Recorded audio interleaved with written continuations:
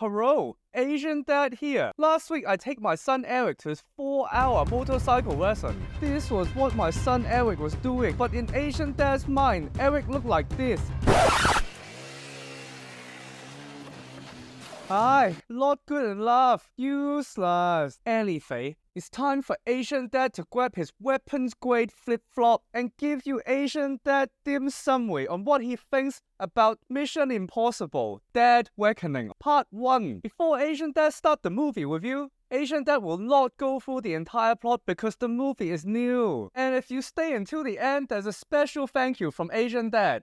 Anyway, the first 5-10 minutes of the movie starts by setting up the main chase item, a seriously powerful weapon that threatens to destroy the entire world. Oh my God! Anyway, it is up to Ethan Hunt, played by the legendary Tom Cruise. Can you believe this guy is 61 years old?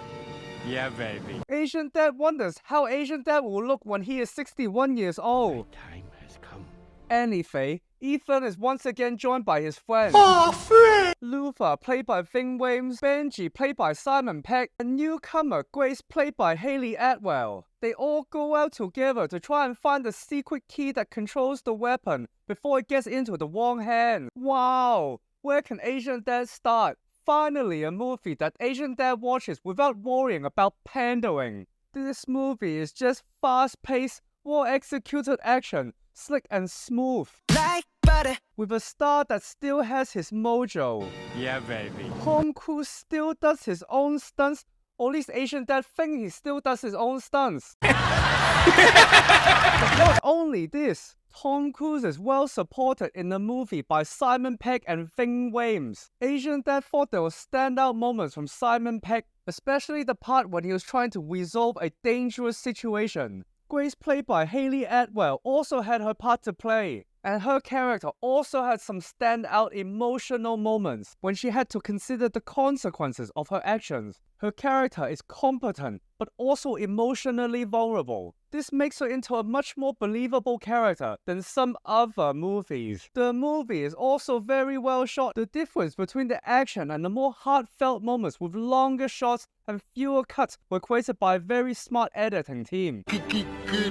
The movie, although around 2.5 hours, felt like it knew when to give you action and when to give the audience a rest. The classic original Mission Impossible music is also mostly preserved. But the thing which impressed Asian Dad the most, and Asian Dad is very difficult to impress, was that they made great use of the percussion. Just imagine you're experiencing something like this. This was very smart. The movie very smartly uses moments of near complete silence that automatically made Asian Dad feel the tension. The ending of the movie felt mostly complete and happy. Most of the loose ends are tied, but creates a great setup for part 2. There is a lot more emphasis on characters and their relationship and how they are in this together, but not quite family.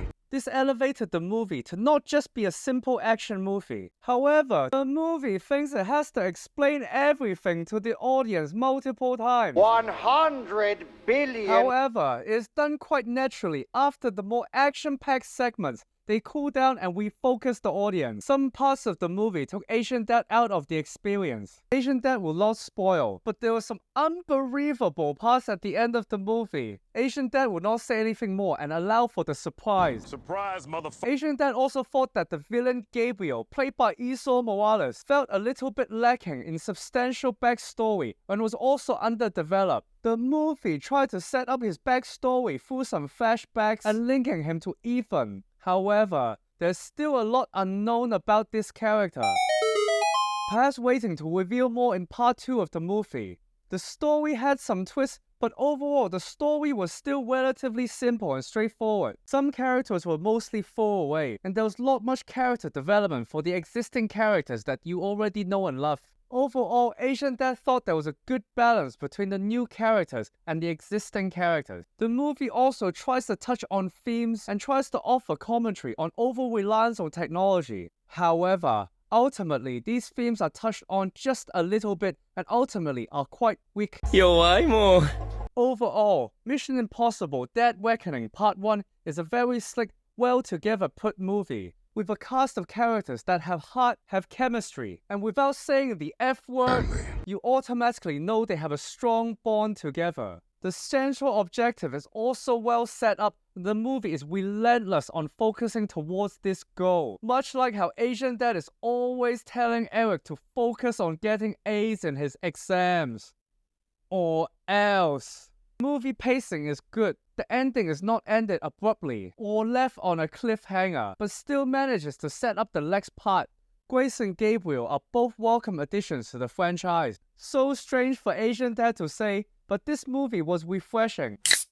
Because unlike certain other studios that are just replicating their existing movie catalog or franchises, it is amazing to see a movie studio and an existing franchise still looking to innovate and create more exciting movies. So, what does Asian Dad think of Mission Impossible Dead Reckoning Part 1?